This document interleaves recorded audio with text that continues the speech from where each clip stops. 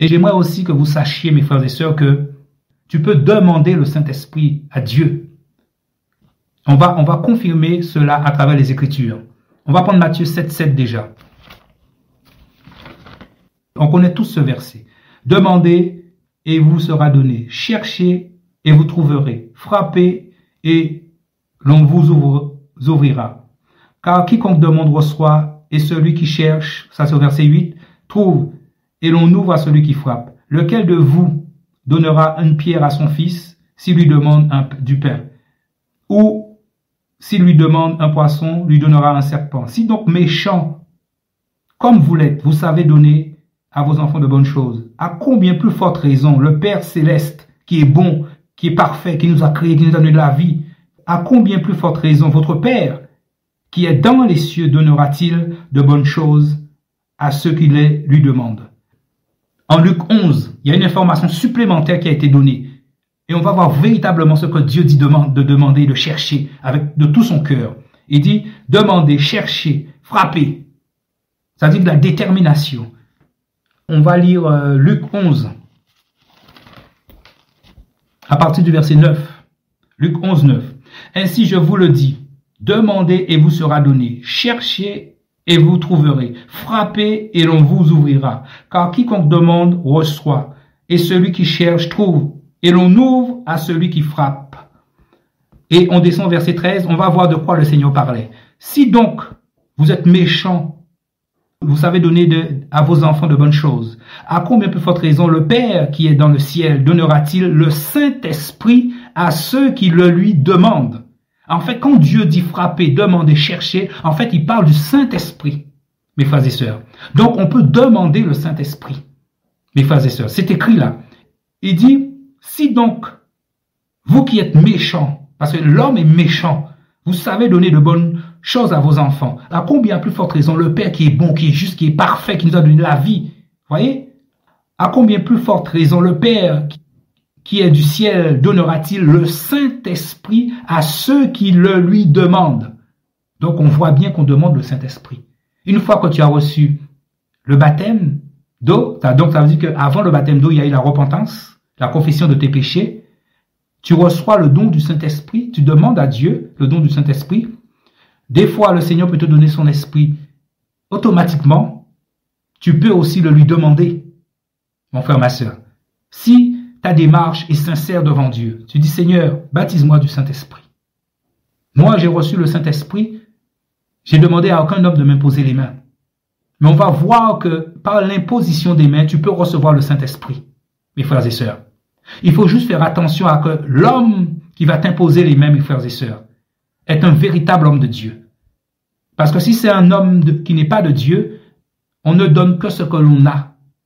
Donc s'il a l'esprit de l'erreur en lui, il va te donner l'esprit de l'erreur. Il va te transmettre l'esprit de l'erreur. Donc c'est pour ça qu'il faut faire très attention.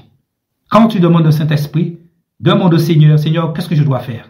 Est-ce que tu veux que j'aille vers un de tes serviteurs? Donc il faut faire très attention à ceux qui vous imposent les mains, mes frères et sœurs.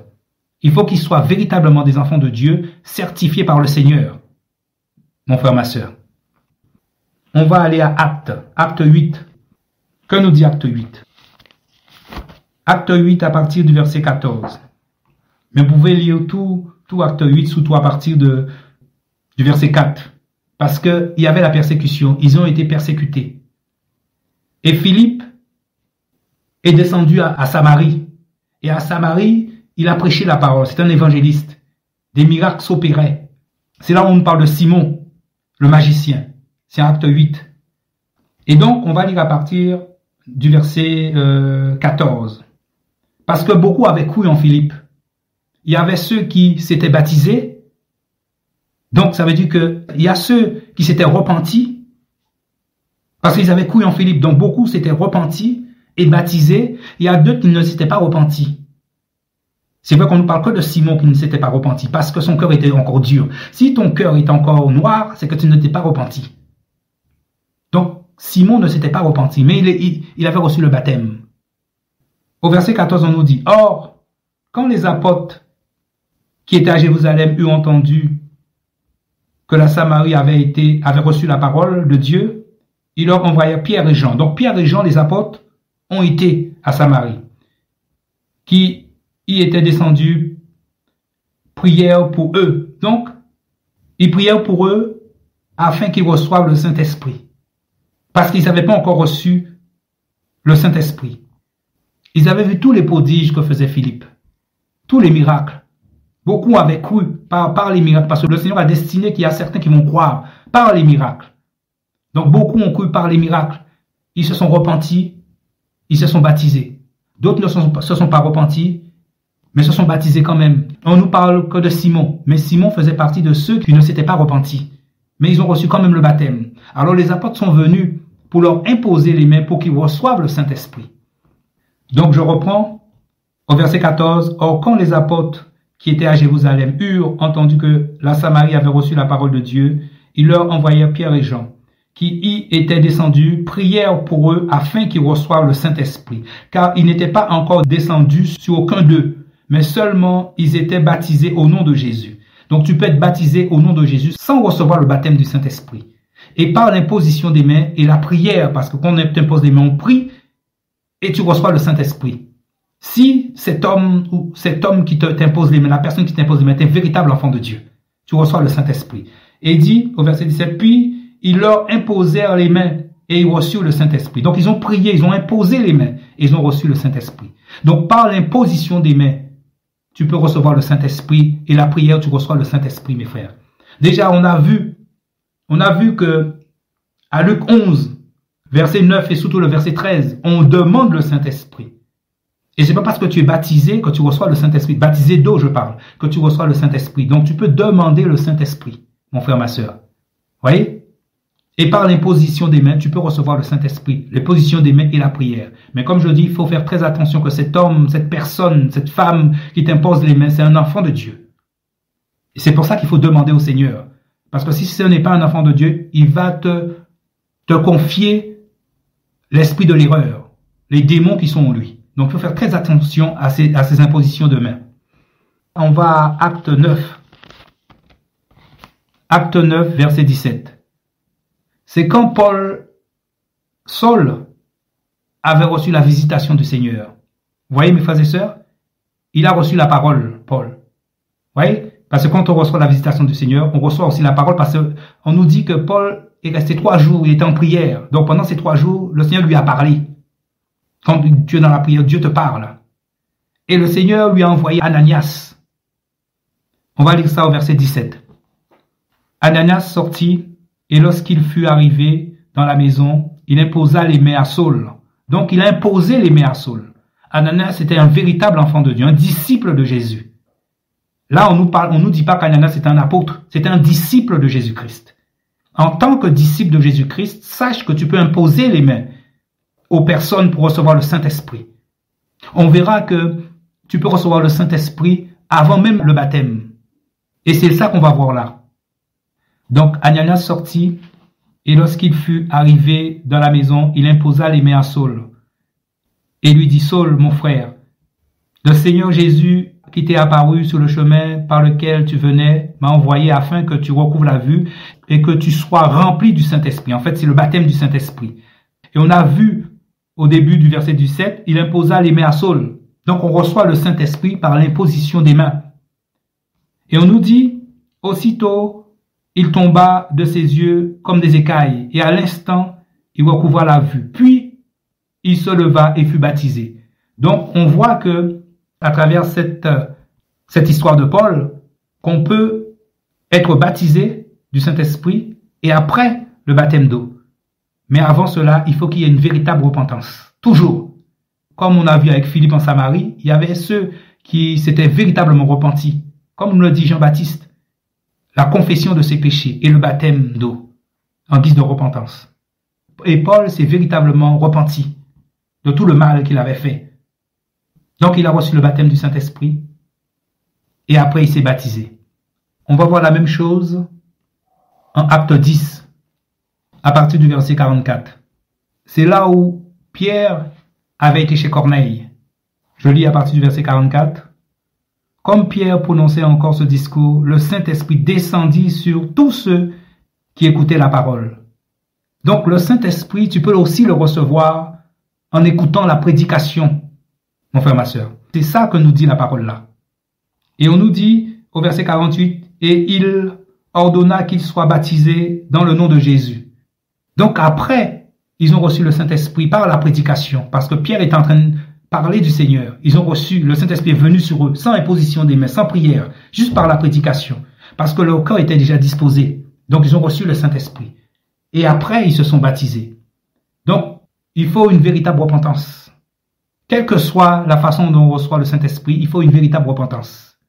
Soit le baptême est avant le baptême du Saint-Esprit, le baptême d'eau est avant le baptême du Saint-Esprit, ou soit le baptême d'eau est après avoir été baptisé dans le Saint-Esprit.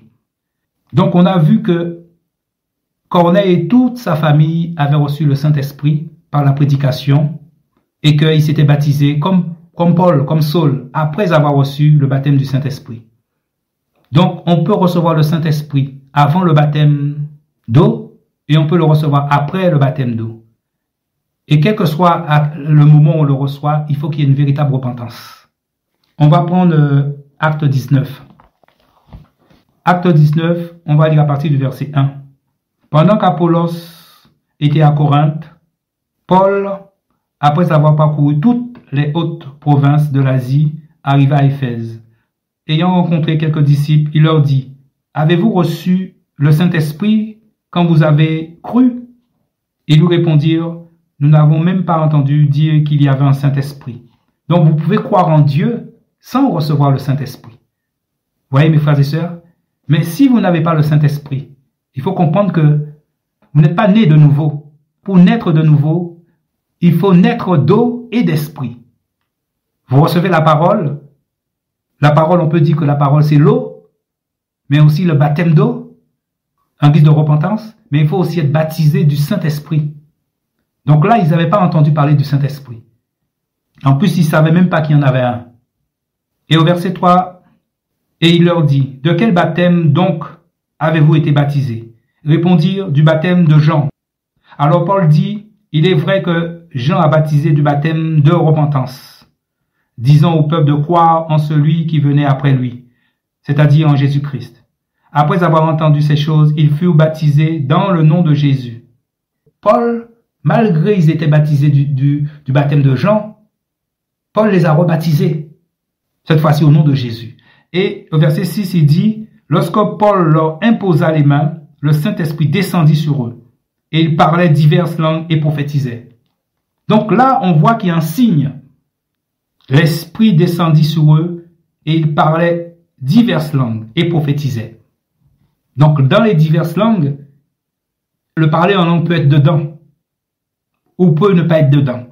Mais diverses langues veut dire aussi des langues qui appartiennent aux nations. Vous voyez? Quand l'Esprit est tombé sur eux dans Acte 2, on va lire un peu. Et comme le jour de la Pentecôte s'accomplissait, ils étaient tous d'un commun accord dans un même lieu. Tout à coup se fit un bruit du ciel, comme celui d'un vent qui souffle avec violence. Et il remplit toute la maison où ils étaient assis. Et il leur parut des langues séparées comme de feu, qui se posèrent sur chacun d'eux. On dit des langues comme de feu. J'imagine que là, on nous parle on voyait quelque chose. Et ça ressemblait au feu. Donc le Seigneur peut permettre de voir des choses. Donc, je relis le verset 2. Tout à coup, il se fit un bruit du ciel, comme celui d'un vent qui souffle avec violence, et remplit toute la maison où ils étaient assis. Et il leur apparut des langues séparées comme de feu, qui se posèrent sur chacun d'eux. Ils furent tous remplis du Saint-Esprit. C'est ça, le rempli du Saint-Esprit, c'est le baptême du Saint-Esprit. Et commencèrent à parler des langues étrangères, selon que l'Esprit leur donnait à s'exprimer. Donc là, il y avait encore un signe. Quand ils ont été remplis de l'Esprit, ils ont été baptisés de l'Esprit. Il y avait un signe. Ils parlaient en diverses langues. Et là, on apprend que ce sont des langues étrangères, cette fois-ci. Donc il y avait encore un signe. Comme on a vu à Acte 19, verset 6, lorsque Paul leur eut imposé les mains, le Saint-Esprit descendit sur eux et ils parlaient diverses langues et prophétisaient. Donc ils parlaient en diverses langues encore. Et ils avaient la prophétie en plus. Donc il y avait encore des signes. Moi, en ce qui me concerne, quand j'ai reçu le Saint-Esprit, ce que j'ai ressenti en fait, c'est que j'ai ressenti tout mon estomac en train de brûler, comme le feu. Et je sentais quelque chose allait sortir de ma gorge, de ma bouche. Mais comme j'étais chez moi, j'étais chez ma mère, et je voulais pas faire trop de bruit, alors j'ai un peu fermé la bouche, il me semble. Et donc j'ai pas pu parler en langue. Je ne dis pas que le parler en langue est un signe. C'est pour ça que j'explique que moi, à part mon estomac qui est en train de brûler, qui est en feu, et je dis que j'ai ressenti comme si quelque chose allait sortir, mais j'ai un peu fermé ma bouche pour ne pas faire trop de bruit. Donc, si je ne parle pas en langue. Vous voyez, je ne parle pas en langue. Donc, mais je ne fais pas mon cas une théologie, une doctrine. Vous voyez, en disant que le parler en langue n'est pas un signe. Ou le parler en langue est le signe. Non, on apprend là qu'il y a diverses langues. Et il y a des langues étrangères. Et le parler en langue peut faire partie de ces langues. Et il y a aussi le signe de la prophétie. En tout cas, ça donne l'impression, mes amis, que chaque fois qu'on reçoit le baptême du Saint-Esprit, il y a un signe. Il y a quelque chose.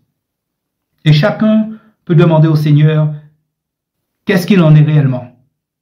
Et on a vu aussi que à Acte 8, je ne l'ai pas précisé, Acte 8, c'était Simon le magicien. Au verset 13, on nous dit, Acte 8, verset 13, et Simon, là on parle de Simon le magicien, lui-même crut aussi. Après avoir été baptisé, il ne quittait plus Philippe. Et il était dans l'étonnement en voyant les prodiges et les grands miracles qui se faisaient. Et au verset 8 nous dit, lorsque Simon vit que le Saint-Esprit était donné par l'imposition des mains des apôtres. Donc, comment Simon a fait pour voir que le Saint-Esprit est donné? Donc, il y avait forcément une manifestation, il y avait forcément quelque chose qui lui a permis de certifier que quelque chose a été passé. On ne nous parle pas du signe, en fait, là. Mais on se rend compte qu'on rentre en profondeur de la parole, parce que si Simon a vu un changement. Forcément, il a vu un changement. Et c'est pour ça qu'il a voulu la même chose. Parce qu'il savait que Philippe guérissait. Il y avait des prodiges, des miracles.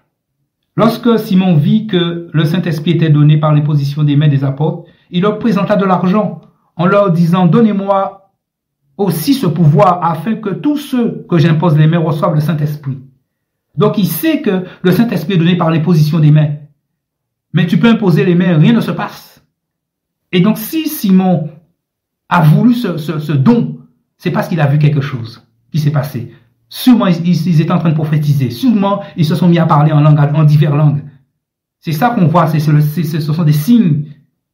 C'est pour ça que je dis que il y a des signes. À travers l'évangile, il y a des signes. On nous montre qu'il y a des signes quand tu reçois en général le baptême du Saint-Esprit. Il y a des fois on n'en parle pas. Quand Paul a reçu l'imposition des mains d'Ananias, peut-être qu'on n'en a pas parlé. Ça ne veut pas dire qu'il n'y a pas eu de signes. On sait que Paul a reçu le parler en langue. Et même peut-être en diverses langues. Il dit ça plus loin. Qu'il parle de plus de langues que les autres. Il fait tout un chapitre là-dessus pour le parler en langue. Donc Paul l'a bien reçu un moment. Donc on apprend ici, à travers tout ce que je viens de dire, qu'il y a forcément un signe. Corneille avait un signe. Ils se sont mis à parler, à prophétiser. Acte 19 aussi, quand Paul leur a imposé les mains, ils se sont mis à prophétiser, à parler en diverses langues. Et là, on nous apprend que Simon le magicien a demandé ce don parce qu'il a vu quelque chose. La parole bien dit, lorsque Simon vit, parce que comment tu peux savoir que le Saint-Esprit est donné si tu ne vois pas quelque chose, une manifestation de quelque chose? Donc on peut penser que le Saint-Esprit, quand tu reçois le baptême du Saint-Esprit, il y a un signe. Lequel? Faites votre jugement vous-même. On nous parle de parler en diverses langues, le parler en langue, la prophétie, il y a plein de choses. Donc mes frères et sœurs, je vais faire un petit récapitulatif de tout ce qu'on a parlé. On a vu que donc le baptême du Saint-Esprit, vous êtes plongé dans le Saint-Esprit, vous êtes baptisé du Saint-Esprit, rempli du Saint-Esprit, et on a vu dans les Écritures que pratiquement en acte, les apôtres n'ont pas prêché le baptême de feu, mais que le baptême du Saint-Esprit. Et quand tu reçois le Saint-Esprit, il y avait un signe. Il peut ne pas y avoir de signe, c'est juste un modèle. Mais c'est pas parce que tu ne reçois pas de signe, comme moi-même je n'ai pas vraiment reçu de signe, je dis, on peut prendre que le fait de sentir mon estomac qui est en feu comme un signe. Donc c'est pas un signe pour montrer aux autres. Mais dans les autres cas, Que ce soit Acte 10, avec Corneille, ils se sont mis à parler, à prophétiser. Que ce soit en Acte 19, ils prophétisaient, ils parlaient en diverses langues. Vous voyez, il y avait presque toujours un signe. Et on sait que Paul parlait en langue, et même en diverses langues, parce qu'il dit à la fin qu'il parlait en diverses langues. Si tu ne reçois pas le Saint-Esprit, on sait que le Saint-Esprit, tu peux demander le Saint-Esprit. La parole nous le dit clairement. La parole nous le dit en Luc 11, verset 13. C'est là où le Seigneur dit que méchant comme vous l'êtes, voilà, mais le Père qui est bon peut donner le Saint-Esprit à ceux qui le lui demandent.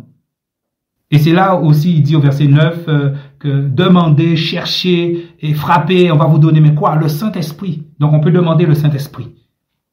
Voyez, mes frères et sœurs, on peut le demander. Et donc on peut le recevoir à la prédication. On a vu ça avec Corneille, Pierre et Corneille. Pierre parlait et le Saint-Esprit est tombé sur eux. On peut recevoir aussi le Saint-Esprit par la prière, par l'imposition des mains. Vous voyez, mes frères et sœurs? Et je le confirme parce que moi, quand j'ai reçu le Saint-Esprit, aucun homme ne m'a imposé les mains. Non. Mais je regardais une vidéo. C'est en 2016. Je regardais des vidéos d'un prédicateur que je ne vais pas nommer son nom. Et donc, quand j'écoutais cet homme, la prédication de cet homme, je passais mon temps à écouter 2-3 prédications. Et j'ai senti le feu. Et comme je disais, je sentais quelque chose allait sortir de ma bouche. Et j'étais chez moi, je ne voulais pas faire trop de bruit. Donc j'ai un peu réprimé, j'ai un peu fermé ma bouche pour que rien ne sorte. Je n'ai jamais parlé en langue. Mais je sais que j'ai le Saint-Esprit. Donc tu peux recevoir le Saint-Esprit par la prédication, c'est-à-dire en entendant une prédication, en étant dans la présence de Dieu, sans qu'on t'impose les mains. Mais on nous apprend aussi que Ananias était seulement un disciple. On ne nous dit pas qu'Ananias était apôtre, c'est un disciple. Il a imposé la main à Saul, à Paul. Et Paul a reçu et a été rempli de l'Esprit. Donc il a reçu le baptême du Saint-Esprit. Donc ce n'est pas seulement les apôtres qui imposent les mains, qui prient pour toi pour que tu reçoives le Saint-Esprit. Il y a aussi les disciples. Tous disciples de Jésus-Christ, comme la parole le dit. Pour ceux qui auront cru, ils imposeront les mains aux malades, ils seront guéris. Si tu es disciple de Jésus-Christ, mon frère, ma sœur, tu n'as pas besoin d'un don spécial. Le don magnifique, tu l'as déjà reçu. C'est le Saint-Esprit. Tu n'as pas besoin d'autres dons pour imposer les mains aux malades, pour qu'ils soient guéris. Tu n'as pas besoin de d'autres dons, mon frère, ma sœur, pour imposer les mains et prier pour que les gens reçoivent le Saint-Esprit. Il faut juste t'exercer. Exerce-toi. Tu vois, mon frère, ma sœur, et c'est pour ça que je nous invite à juste obéir à la parole. À obéir à la parole. Voici les miracles qui accompagneront ceux qui ont cru. Tu as cru? Si tu es baptisé du Saint-Esprit et tu marches selon l'Esprit de Dieu, tu peux imposer les mains aux malades. Tu peux imposer les mains aux gens pour qu'ils reçoivent le Saint-Esprit. Et si ça ne marche pas, il se peut qu'il y ait un problème de repentance. Parce que beaucoup cachent leur péché. Et ne se repentent pas, en fait, véritablement. C'est pour ça que le Seigneur dit, si tu ne lâches pas tout, tu ne peux pas me suivre. Il faut tout lâcher. C'est-à-dire tout, il faut se repentir de tout. Alors mes frères, que le Seigneur nous aide à comprendre ces choses. Que le Seigneur vous garde. Que Dieu vous révèle la connaissance de sa volonté. Qu'il vous conduise à comprendre ces choses, à comprendre sa parole. Mes frères et sœurs.